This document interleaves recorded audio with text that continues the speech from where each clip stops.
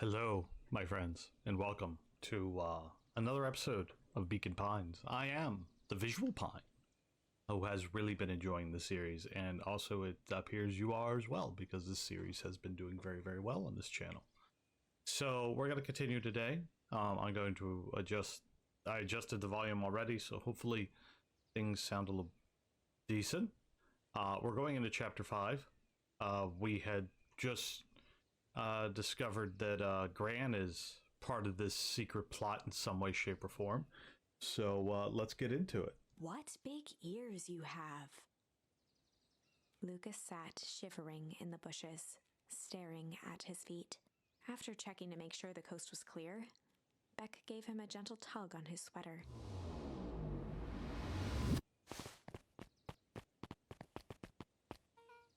What's wrong? You look like you've seen a ghost. Why are you so scared of that old lady in the hazmat suit? That's my Gran. That was your Gran? Yeah. Oh, okay, well, I'm sure there's a perfectly reasonable explanation for all of this. Let's just get to the treehouse and figure things out there. Lead the way. Alright, so yeah, we just discovered that Gran was in the hazmat suit. These nice little glowy mushrooms that I can't do anything with. Oh, here's some clipboards. For the last time, there's nothing to worry about. Of course, we're not worried. The clipboard finished writing with a scratchy flourish and looked up. Just dotting our I's and crossing our T's. Maybe try minding your P's and Q's. Mr. Nuncreed, arms crossed over his paunch, gave an exhausted sigh. If there's anything you need knowing, you'll know it. Absolutely. If you just sit here acknowledging everything is accurate, we'll be out of your hair in a flash. Oh, for the love of... He snatched the pad and scribbled his name so hard the pen nearly snapped. There. And would you like to my eternal soul as well? The clipboards looked at each other for a moment, almost pondering the possibility, then broke into laughter as they walked away.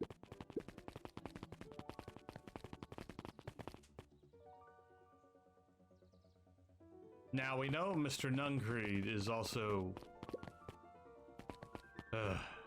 Hi, Mr. Nuncreed. Luca, let me give you some advice. Next time someone you don't know asks to hear your thoughts, give him a good hard bop right in the kisser. Oh, Grant tells me that's just to keep me to just keep away from the clipboards. That's good, that's good. Your Gran is a smart lady, Luca. Speaking of which, better run along home now. Too dark out here to be wandering on your own. It's okay, I've got Beck with me.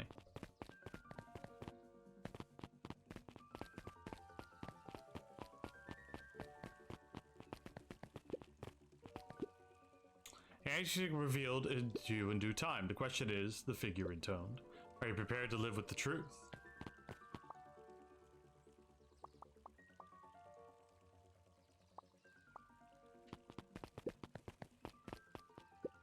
Another day, another dollar. See you tomorrow, Z. Have you noticed how all the Perennial Harvest folks order the same drink?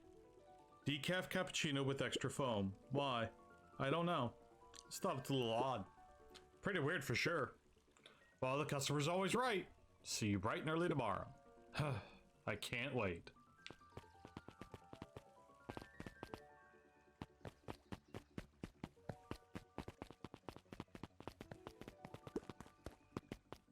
We're just gonna hide. Oh, this is nice. Yeah, the treehouse just for a little further on from here. So what's your buddy Rollo like? Rollo! He's... Rollo?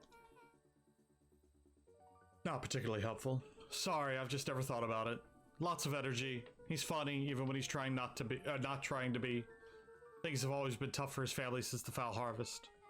Damn time you tell me what this foul harvest thing he is. It's kind of a long story. Hit me with the highlights. Okay. There used to be a fertilizer company here called Valentine's. They were kind of a big deal. Ooh, big deal fertilizer. It was a big deal to us. Their stuff really worked. Farmers loved it. So the Valentines grew and grew. Beacon Pines pretty much grew around it. Most everyone in town either worked for Sharper Valentine or used his fertilizer. Things were good. Sensing a big butt.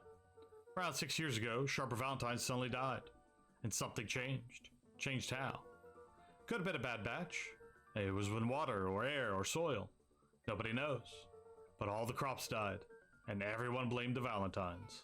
Foul harvest. Yeah. Valentine's fertilizer went out of business. Half the town lost their jobs. Sheesh. Next year's the crops came back, but something was different. You plant a crop, do everything right, and it's sort of a crapshoot what happens. And no one knows why? Nope. I take it Rollo's farm got the short end of the stick? Yep. For some reason, their farm was hit harder than others. That sucks. Things have gotten better since Perennial Harvest came to town. Beacon Pines Reborn initiative? Yep. First thing he did was give the town a deep scrub.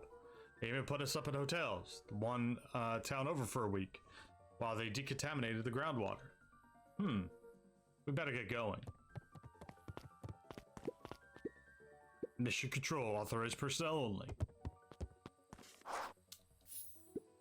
It's about time. I was about to give up and go home. Who's the new kid? Name's Beck. You must be Rollo. See, my reputation precedes me. Welcome to Mission Control. Rollo waggled his head with pride. You'll find we spared no expense in construction. I've seen worse looking piles of junk. Thanks. Hey, Luca, you know security concerns we talked about? Yeah. While I was waiting, I made some improvements. Let me lock this baby down, a little test infiltration. Can't be too safe these days.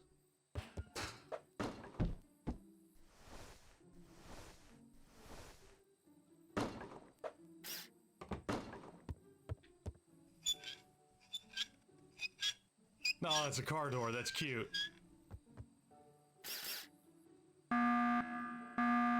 Nani?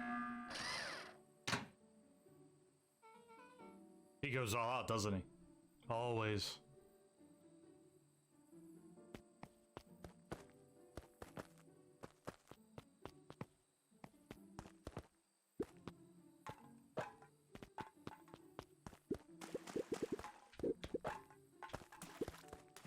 Let me kick it. I gotta hit the target.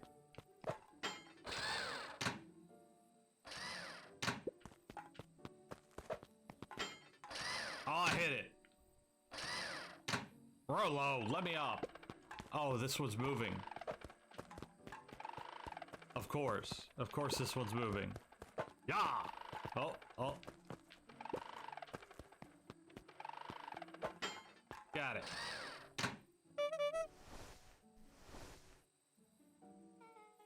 Where did you guys get all this junk in the first place? There's a guy downtown named Jeff who trades his junk for snacks. Junk food for junk. Nice. So, pretty sweet security, right? It was imaginative, I'll give you that. Luca, are you sure we can trust this new recruit? I'll vouch for her. Thanks, I guess. Okay, Luca. You promised to fill me in about the Valentine warehouse. Luca sucked in a long breath. So like I said, there was something there. Someone there. What were they doing? I don't know, but the place was lit up and active. Maybe they were squatters? Don't think so. Seemed more organized. When a man pulled me in, I saw some sort of equipment running. A man pulled you in? Yeah, but I got away. Keep saying it was a man. They were wearing a mask, right? Yeah. Could have been a woman. How did you get away? I grabbed a rock or something and broke their mask. They let go and I ran. Dang. That's intense. No wonder you freaked out when you saw your grandma. Yeah, that's the other part. On our way here, Beck and I saw Ayers Valentine meeting with Gran, wearing the same sort of hazmat suit. Rollo let out a low whistle. And they weren't there for idle chit-chat. Proper clandestine meetup. So let me get this straight. There's an operation in full swing at the Valentine warehouse. You were almost abducted by a strange man or woman in a protective suit. And then you saw your Gran in the same suit talking to Ayers Valentine. Pretty much. I mean, I think this town is kind of awesome. Rollo and Luca shot back a look. No offense. And so, we can logically conclude aliens or alien zombies have infiltrated the town, and their leader is your Gran. She tried to murder you. First of all, for the last time, There are no aliens. Second, it could have been my Gran at the warehouse. I broke that person's mask to get away. The mask Gran was wearing wasn't damaged. She definitely hiding something. Maybe. Gran is weird, but she might be the most boring person in the universe. All she does is sit around all day and making jam. What could she possibly have to hide? I don't know. We haven't talked much since she moved in. Moved in? Your Gran isn't from here? No. She came a few months back to take care of me after his mom went missing. Did you know your Gran before? Not really, no. It's been years since I'd seen her. Luca, don't take this the wrong way. Are you sure your Gran is on the up and up? Luca gazed out the window. I'm just saying. Sounds strange stuff has been happening since she showed up. Could say the same thing about your family. But you're right. Luca, your Gran is hiding something. And Pa always said folks only bury stuff worth digging up. We need to investigate your house. My Gran really is hiding something. Don't you think I would have noticed by now? Kind of the whole point of hiding something. I guess you're right. Gran's been leaving the house for hours at a time this week. I'll call you two tomorrow when the coast is clear. We can get started at the bottom of this. I'm always game for a good snoop. You can count me in. Chapter 6. All right, so we're making solid progress. So far, this timeline is pretty solid. I'm happy with it. I hope you're enjoying it. Reminder to hit that like button if you are. If you're new around here, hit that subscribe button. All that jazz. I'm doing the usual YouTube-y thing because I'm doing videos on YouTube, and all of those things help get this video out there to a wider audience, which is awesome. I'm loving that y'all are enjoying this so far. Secret lair. Summer forged ahead, but the nights only seemed to grow colder. Luca walked home slowly under the pale starlight, cautious to avoid any more surprises lurking in the shadows. Reaching home, he slipped quietly into bed, half dreading what they might discover the next day.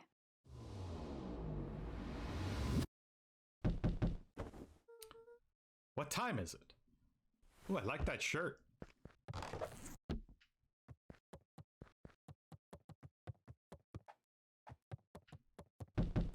I'm coming. Lord have mercy. Rollo, what on earth is that? That ridiculous thing on your head. Oh, this. It helps me think. You're gonna need a lot more of those. Joke all you want. We'll see who's laughing when I crack this case wide open. The coast is clear? Yep, whatever she's been up to this week, it's been keeping her busy most of the day. Very well. The game is afoot. Luca and Beck rolled their eyes as Rollo strutted across the room. If I were a Gran, where would I have my deepest, darkest secrets? Perhaps where you might least expect it. Rollo flung open the cabinet with confidence. Aha! He coughed as a veil of dust hit his face. I think it's safe to assume anything that dusty isn't what we're looking for. Maybe that's what she wants you to think. Then again, any good detective knows not to trust the first hunch. First hunches are for suckers.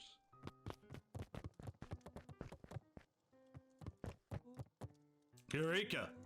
She's lit a fire in order to burn the evidence. She keeps that fire going every day, Rollo. Drat! I may already be too late. Stake in the mouths of documents lost to ash! Okay. I'm gonna stop you right there. Can we just think for a moment? Luca, is there anywhere Grant doesn't want you to go? Yeah. The closet upstairs. Maybe it stands to reason. We should check there first. No dice, it's locked. Well. Look who stands to reason now. I have no idea where the key is. If it really is important, probably keeps it with her. Anywhere else? She has her berry bushes. Who has ever thought? I am going to take this important thing and hug it in a bush. True. Anything else? Maybe something out of the ordinary? Well, she's always worried when I break her fancy dishware in the kitchen. But it doesn't matter anyway, I can't reach the latch. A look of realization crept onto Luca's face. All three kids snapped to glance at each other, then sprinted in turn toward the kitchen.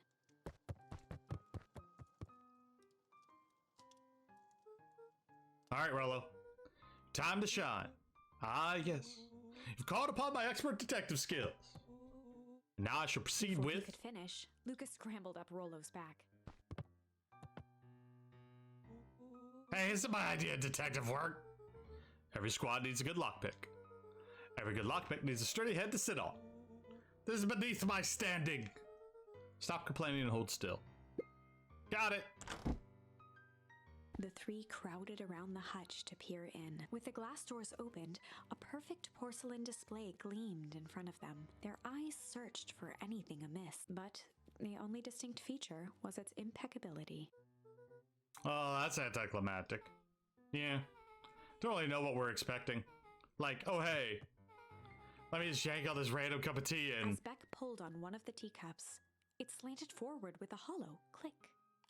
The entire hutch began to rustle and slide under its own power. GG, Beck. Well, seems like your Grant has been doing some remodeling. Dude, only 2 types of people have secret layers. Evil masterminds and superheroes. So which one do we think she is? We're about to find out.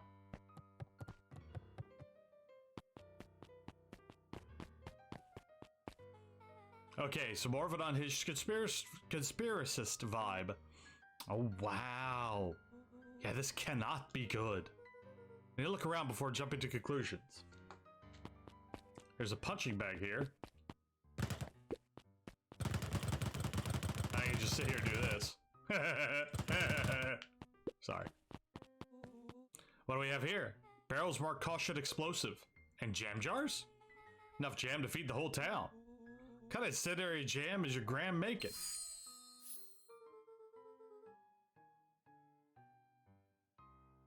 She would have had me walk around town delivering bombs. She wouldn't have me walk around town delivering bombs, right?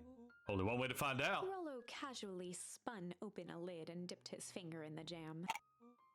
Huckleberries. He smacked his lips. Bit of brown sugar. And ink. What? Rollo plunged his hand in the jar, fishing out a soggy slip of paper. Aha! Offered the slimy note to Luca and licked his fingers clean. It's addressed to Ms. Fratelli. Grand Jamgram? Says, last night I used the disguise errors provided to scout the location. The timing window should be possible. Operation Sparkplug is a go. Oh man, are they doing a heist? Whatever it is, it can't be good. So more a bombshell than a bomb, am I right? You're new here, so I'll let it slide. But I'm the bad joke guy around here. So Grand does not work Luca for the... jostled each cabinet drawer in turn. Only one was unlocked. He fingered through the filing cabinet, pausing at a bulging folder labeled Walter. For a long moment, he just stared at it. What do you got there? It's my dad. Looks like some of his old medical files. Your dad was a doctor? Luca nodded and caressed the label with his thumb. What? Are you gonna read it? Here, let me help. Rollo swiped the folder from the drawer and began leafing through the pages. He whistled to himself, barely looking at the text. How would you actually read some of it? One sec. Dense documents such as these are a lot like a cheeseburger. Best to skip straight to the middle. That's where all the meaty bits live.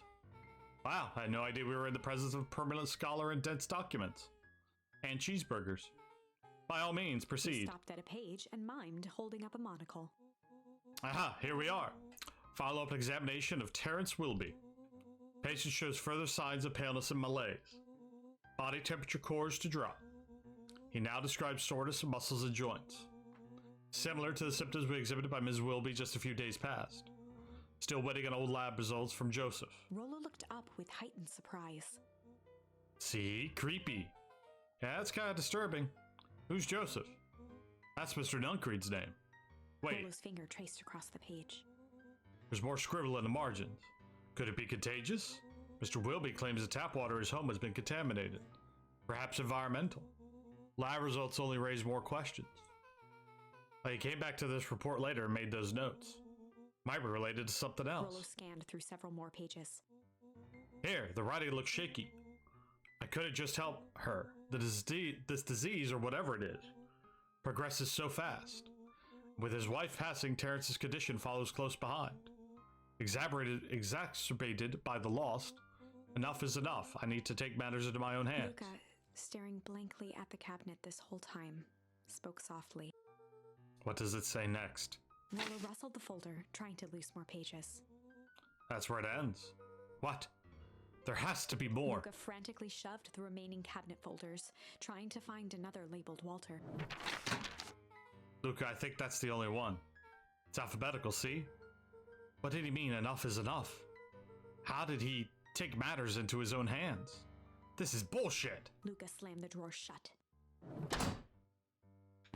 A spider web of string connected photos of people from the town, interspersed with hastily scrawled notes. Well, she sure has kept herself busy. Is your grand a serial killer? Because I'm starting to get a vibe. Don't be ridiculous. Sure, she's just tracking the movements of everyone in town, out of kindness of her heart. She put little symbols by some of them. Yeah, Mr. Duncreed has a check mark. Clipboards are all inside a big circle. My moms are both on here.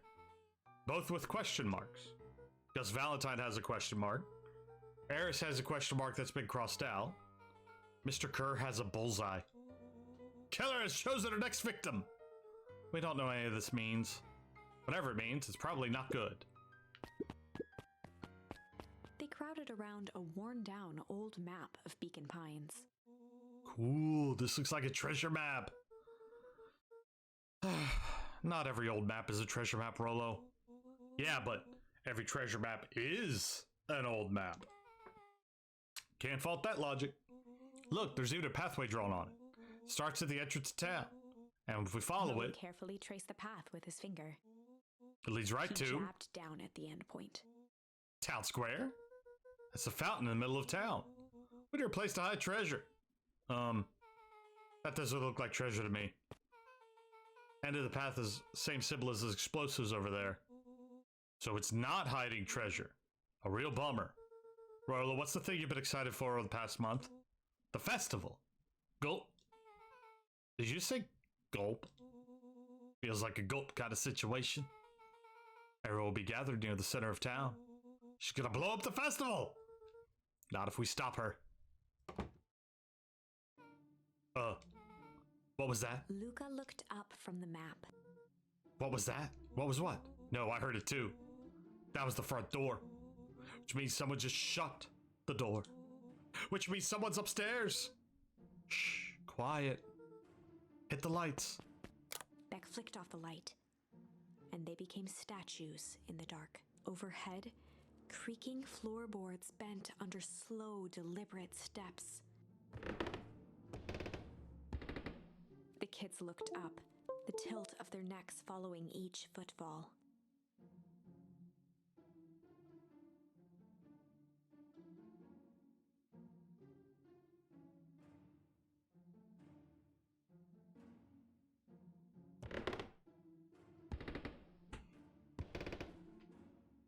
Then suddenly, it stopped.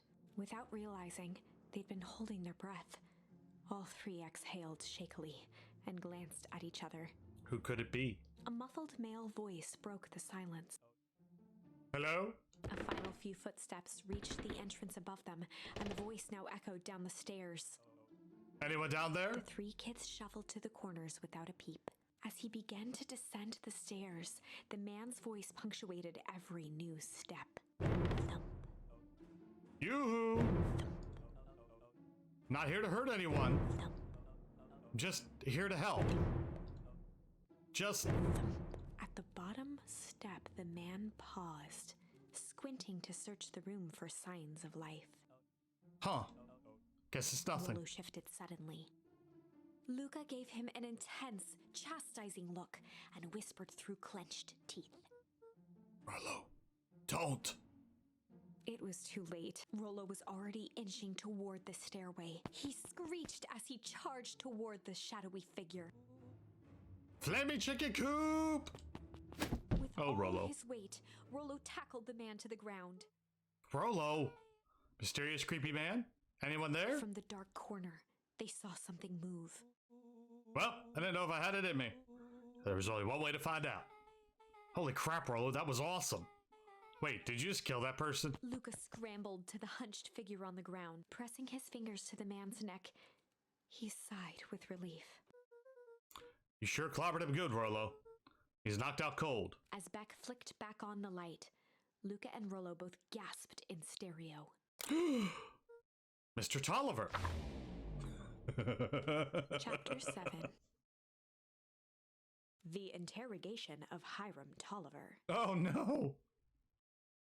Still unconscious, Mr. Tolliver slumped heavily in a shoddy old chair. His hands were bound with rope, his feet tied with some loose string. The kids huddled in a circle, discussing their plan. One thing was certain.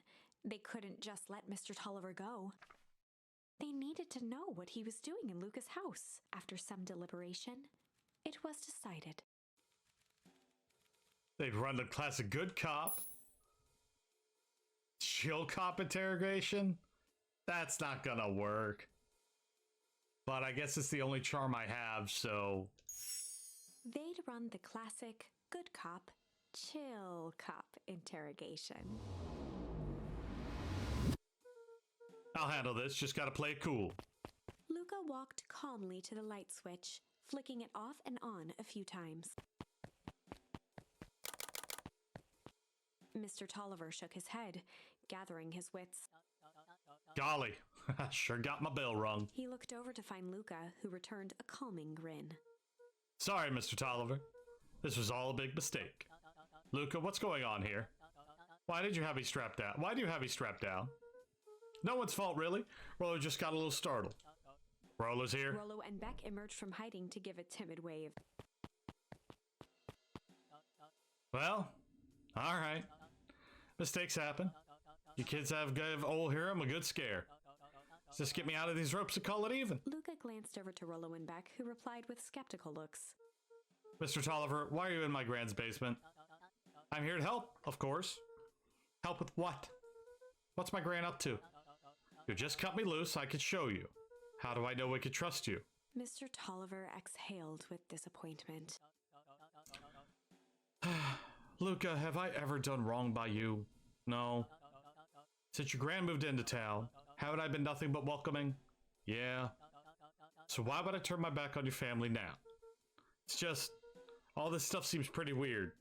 A board with names of people from town, an archive of my dad's old disturbing patient notes. Luca gestured to the corner. Barrels of explosives. I can explain everything. You just need to untie me. You kids deserve an explanation. Luca looked again to Rollo and Beck. This time they shrugged. Luca began to slowly... Mr. Tolliver gently rubbed... That's a good lad.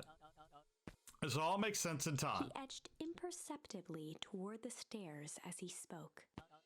You see, this town has secrets, Luca. Very dark past indeed. Before the kids had even noticed his movement, Mr. Tolliver was at the light switch. Past that must be brought He to... punctuated his final words by flicking the switch and rushing up the stairs. Light. Son of a... Darted to the wall and turned back on the lights. It was too... Rollo confirmed what they all heard.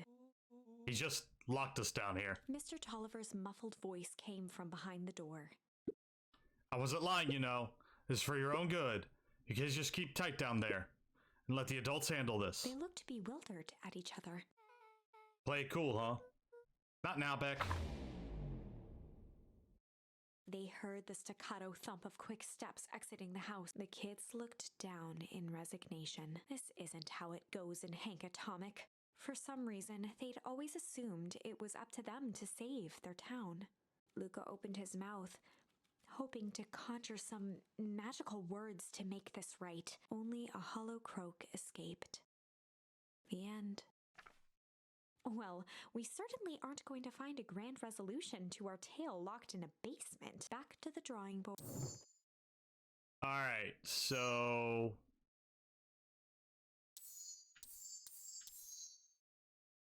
I wonder if... how far back I can go here. I want to see something here. Okay, that's what I was afraid of. We were just gonna go ponder for the day. Okay, so it does This was... Nailed it.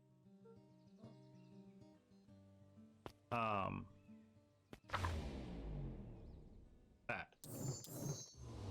Oh no. Okay, so I can do this like this. Okay. That's the other thing I didn't know. So as I get charms, I just kind of want to know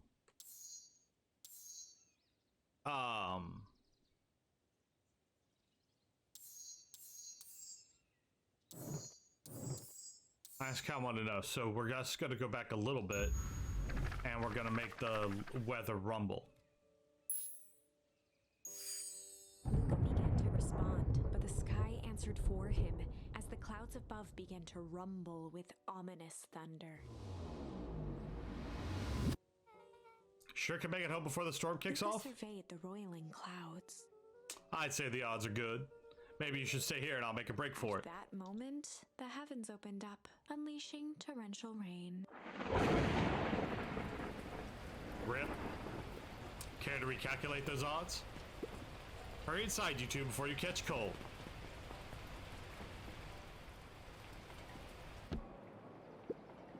Luca, Nellie will keep trying to reach your gran on the phone. In the meantime, you two hold tight.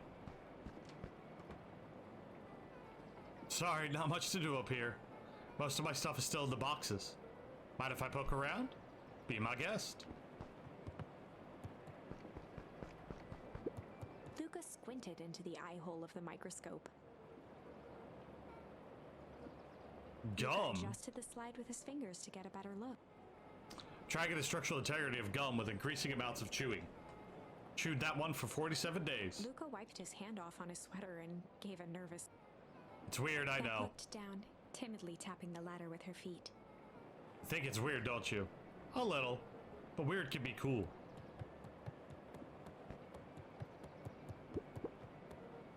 Oh, wow. Roland and I have a radio just like this in the treehouse. Probably not exactly like this one. My mom and I tore the whole thing down to bolts. Fitted it with some state-of-the-art vacuum tubes. She was pretty awesome. She gets carried away sometimes.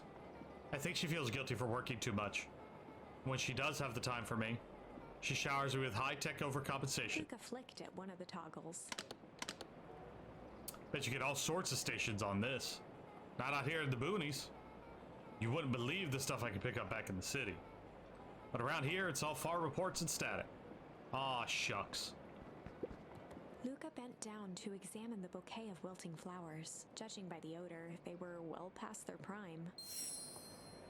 Pungent. Ooh, where are we gonna use that? He flipped open the attached card. Happy trails from Coach Walker and all the Fairview Condors. Boy, you were kidding about poking around, huh? Sorry, was from your old school? Most recent one, yeah. Some schools gave me going away cards. Some did flowers. When they were really trying to feel good about themselves, they do both. So you've moved a lot. Yeah, that's the thing with having a brilliant parent. There's always a better job somewhere else. Those flowers wouldn't last longer if you put them in some water. That's the sort of thing I would do if I cared. Well, you cared enough to keep them, is all. Luca, can I ask you something?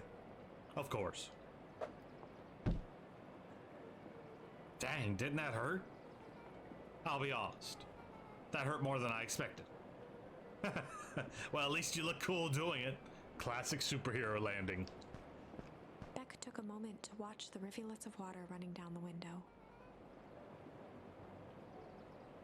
Do you ever feel alone? Like, even when people are around?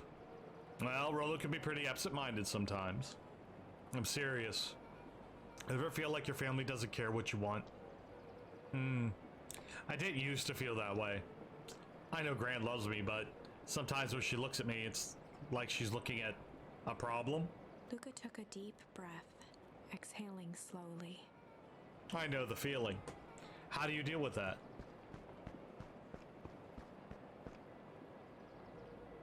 I guess I haven't yet. But one thing my dad told me when I was little. Don't hold a grudge, especially against yourself. If you try to hold it all in, you're gonna pop. So then, what do you do when you don't know what to do? Dad never got to that part. Something I figured out on my own, though. You gotta do something. Anything. Here. What are you doing? I don't know. Something. We're gonna register our complaints with the store. Listen here, you miserable universe. Stop jerking me around. I just want things to go back the way they were. Everyone tells me it's gonna be alright. Things are gonna change. Luca let out a feral scream that echoed into the night. Every time something changes, everything gets worse. Screw this town. Whoa. Let me try. Moving sucks. I hate it. I hate that I hate it. Why can't I just deal with it and be happy for my mom? Why can't we just stay somewhere? Rah! Her voice dropped to a trembling whisper. I just want to be a normal kid. Beck brushed off her shirt and straightened up. There. Wow. I actually feel a little bit better. As abruptly as it began, the storm abated. Thanks. I needed that. Me too. I should head out before the raid starts up again. Sure, I'll walk you out. See you and Rollo at the festival? Sounds good. Luca, don't let the universe jerk you around. Beck gave Luca a light thump on the arm before heading in. Chapter 5. Friendly The air was heavy with the hard rain's residue, the smell of wet things.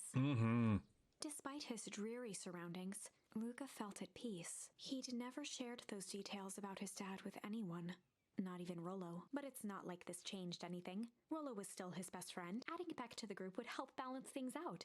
Everything's better in threes. This is what Luca told himself as he headed to the...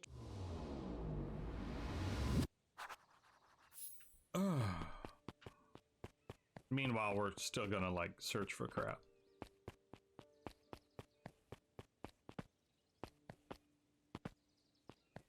Alright, so I'm really... Oh. Hey, dog. Tracking down a lead? You bet. I heard a juicy new rumor. Turns out, when Sharper Valentine died, he left behind a peculiar last will and testament. Peculiar how? He didn't just give his kids an inheritance. There were conditions. Like what? Documents stipulated that Eris had to take on a child as reward. A kid our age who just showed up town one night with a lawyer. Solomon? Bingo. So Eris was forced to take care of him. Yep, or she would have lost everything. Why would Sharper care so much about some random kid? Rumor has it, old Sharper sowed some wild oats. That means he got around. And, yeah. That explains why the way Eris treats him. Poor Solomon. How did you find all this out? A good reporter never reveals her source, Luca.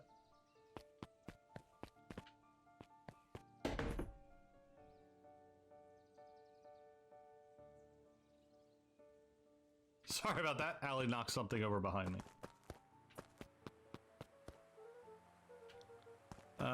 Dilly-dally, get to the treehouse. I just want to see if I could find things, Luca.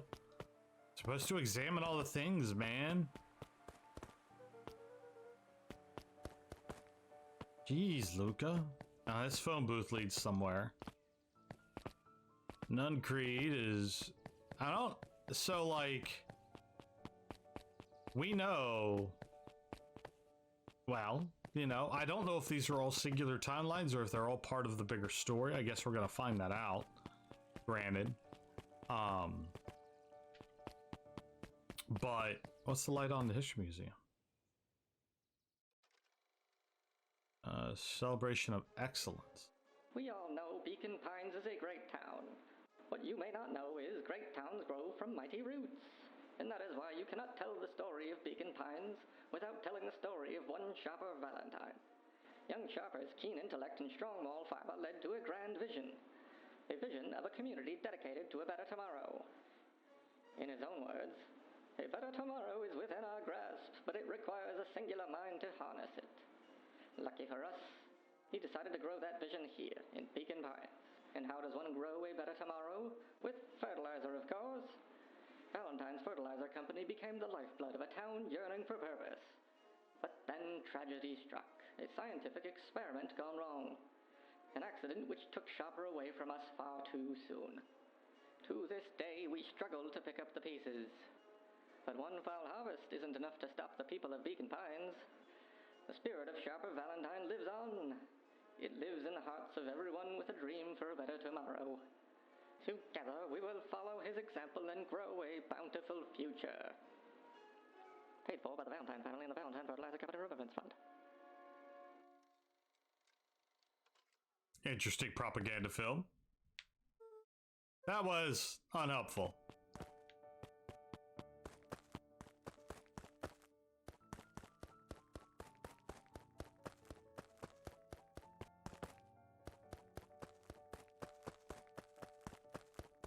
Just seeing if I can... Oh.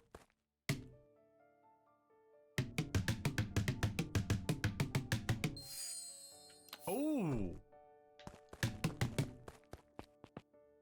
Oh, so that... I wonder where I could use smack.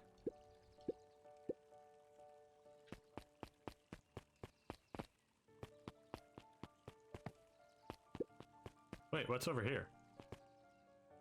Oh, right. Who's at the diner?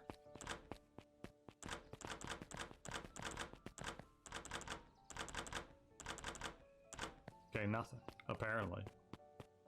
Up at Dawn Newsstand. Alright, so we're gonna finish this chapter and then call it an episode. I hope you enjoyed it. Hope you've been on the edge of your seat. Excuse me, what are you doing? Locking up for the night, sir? Oh, wonderful. I can only assume this means all festival preparations have been completed ahead of schedule. Not exactly, sir. The storm set us back a bit, and it's getting late, so we all decided to... You all... decided? Yes, sir. I was unaware that your job involved deciding things. We are all here at Perennial Harvest because we believe in creating a better future, yes? Yes, sir, very much, sir. Do you want to be the one to tell this town we failed them? No. Gave up, we gave up because there was a little rainstorm and we got sleepy? Of course not, sir. Good, then it's decided. Yes, sir, we'll work the task is done. See that you do. Our harvest awaits. Well, that's just creepy. Everything about this game is creepy. Well, except Luca, he's cute.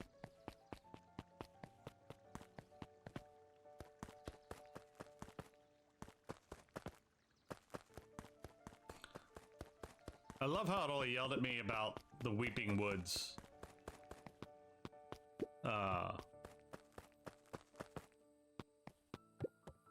don't know if I have any other bait yet. Rollo, are you still up there?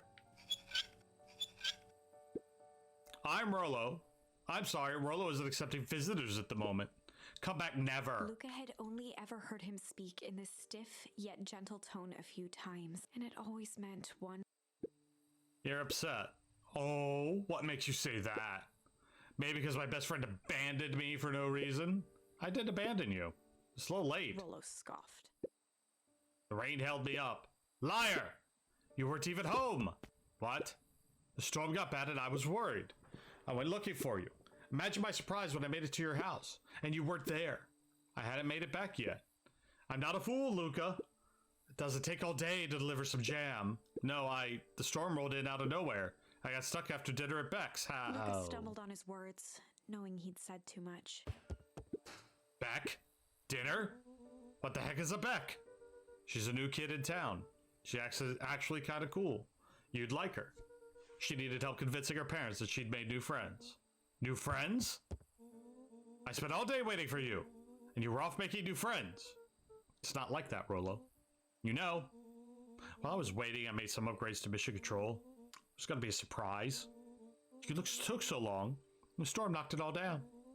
Just like you knocked out our friendship. What does that even mean? Luca became instinctively angry in response. Both boys were now shouting across the distance. Means you're a bad friend. You don't care about me. Of course I care, you ass. Knew I'd get in trouble waiting so late for you.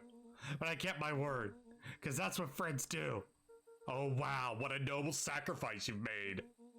Easy for you to say. Your Grant doesn't even care. You can't stay out as long as you want. You wouldn't even get in trouble. Seriously? You're acting like I chose this? If that's what you think, maybe you're the bad friend. Rollo's tone changed to a calm, yet more intense anger. Baby Pa's right. Storms bring more than water. This one brought the real Luca. Stop quoting your pa's nonsense like it means anything. Yeah, well, at least my pa's still around. The words hung in the cold night air. Rollo's stomach dropped, knowing he'd crossed a line, but it was too late. Luca, Good night, Rollo. Dang it. Oh. The boys are fighting. All friends fight. Luca dug through his old stuff, not even sure what he was looking for. Rollo, what a jerk. Call me a bad friend. Ooh, I'm Rollo. Look at me and my amazing family.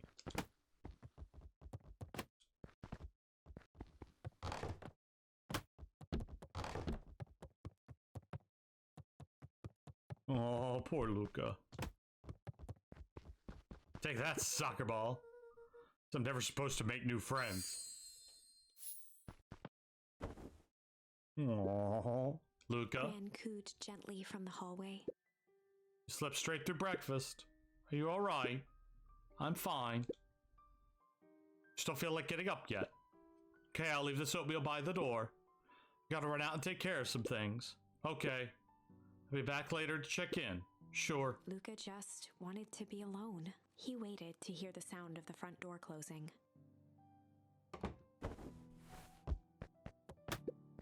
Bet Rollo's still gonna go to the festival. Humph. He's gonna be miserable.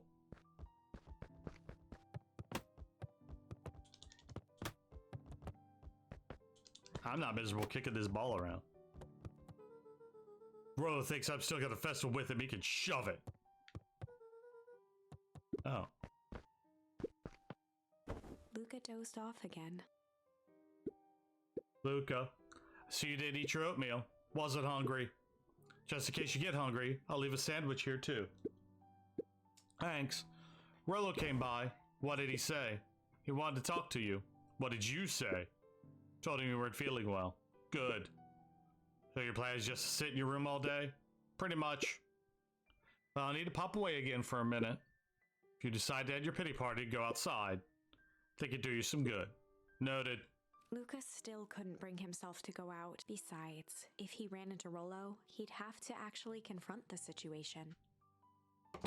Man, you know, there's never anything interesting at the festival anyway. Oh? We've all had fights like that with our friends, especially when we're young kids. The Adventures of Hank Atomic. Adult kids, you know? Complete first volume. Luca carefully opened the cover, and Rollo had received it for his birthday, a special hardcover edition with behind-the-scenes commentary and bonus art. Rollo cherished it, but asked that Luca keep it. Luca wasn't sure if it was because Rollo didn't trust himself with it, didn't trust his sister around it, or just wanted an excuse to come hang out at Luca's more often. Whatever the reason, Luca didn't mind, but it had stayed right there where Rollo had stashed it ever since. Now, at the foot of his bed, Luca lost himself in the pages. He'd read it all before, but at this moment, it somehow felt sentimental. He was well into issue number 5 when he heard soft footsteps from the hallway. Luca, another little friend came to see you. Girl named Beck Meodwill. Said you met yesterday? What did she say? She here? She's just dropping by. Told her you were taking visitors today. Oh, seems nice. Yeah. You had a fight with Rollo, didn't you? Can I come in? Maybe later. All right, then. I'll leave dinner at the kitchen table, in case you want a bite before bedtime. Without realizing it, Luca had pouted away the entire afternoon. He once again felt the weight of it all, and allowed his weary eyes to close. Luca stood in a vast black expanse. He looked up at his father standing beside him. Walt was working a straw at the bottom of a fountain glass, trying to collect the last bits of milkshake. Dad? Where are we? Taking a final loud gurgling sip. His father peered up from the glass. He jangled the straw playfully with a warm smile, then lifted the empty glass as if to point into the darkness. The source. Luca's eyes followed his father's gesture. In an instant, he was sitting in front of a blazing campfire. Across from him sat a large figure in a yellow hazmat suit. The figure's voice was a scratchy echo. Well, if it isn't the man of the hour, make yourself comfortable. Luca held his shivering hands over the flame to warm himself. It doesn't work that way here. Their yellow-gloved hand pointed to the base of the flame. It's a cold flame. See? Luca peered at the base of the fire. It wasn't wood that was burning. It was Beacon Pines itself. Tiny buildings, freezing and crumbling as they were consumed by flame. Luca could see small shadows moving in the burning city. People. Luca leapt to his feet. We've got to help them! The figure gave a dismissive wave of their hand. Why waste energy helping people who can't even help themselves? The figure bent down to examine the panicked crowd as they desperately tried to stop the flames. They only care about what's right in front of them, not like us. Luca's voice was a trembling whisper. Us? The figure slowly stood up, grabbing its helmet with both hands. With a jolt and a twist, the suit emitted a gasp. A cloud of torpid mist escaped, slowly revealing the face within. Luca's own face looked back at him, older, worn, distant. The sensation was oddly familiar, as if he'd caught his own reflection by surprise in the mirror. The doppelganger smiled. I tried to help once. He gestured towards his face. And all it got me was this. Luca staggered back. You aren't me. Luca felt a hand catch his shoulder. His father was there again, beside him. Every choice sets us on a path. This is the end of one of your paths, son. Luca watched his older self shake its head ruefully, its face twisting into a cruel grin. Welp, Dad. If you wanted him to see this, far be it from me to disappoint. Luca watched in shock as the figure took a confident step forward and plunged into the flames. In a flash of cold light, he was gone. What does all of this mean? Luca felt a reassuring squeeze on his shoulder. Just remember, why we choose matters just as much as what we choose. Ooh, I like that. Luca woke up to see a hazy figure at the foot of his bed, silhouetted in the morning sun. Mom? No, dear.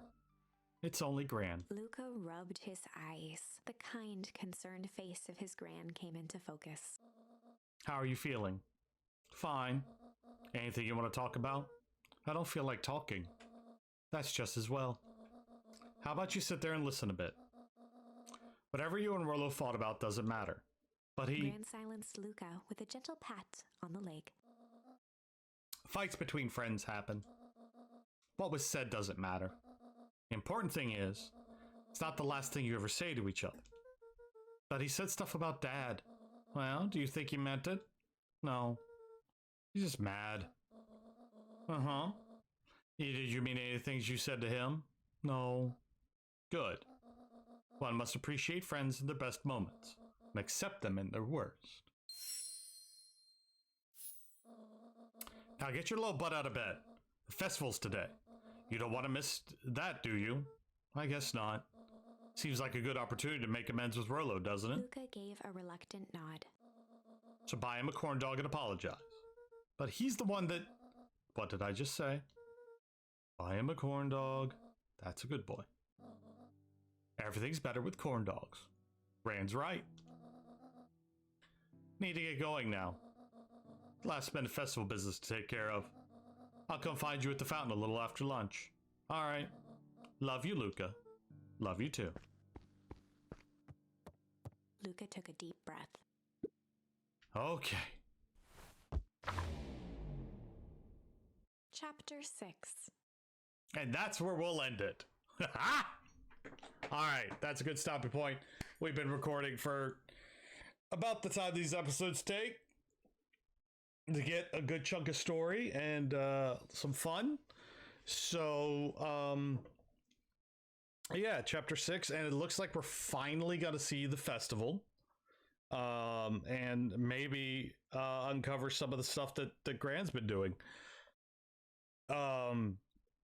We got 2 new charms, so we might be able to go back and change our fate in a couple old ones.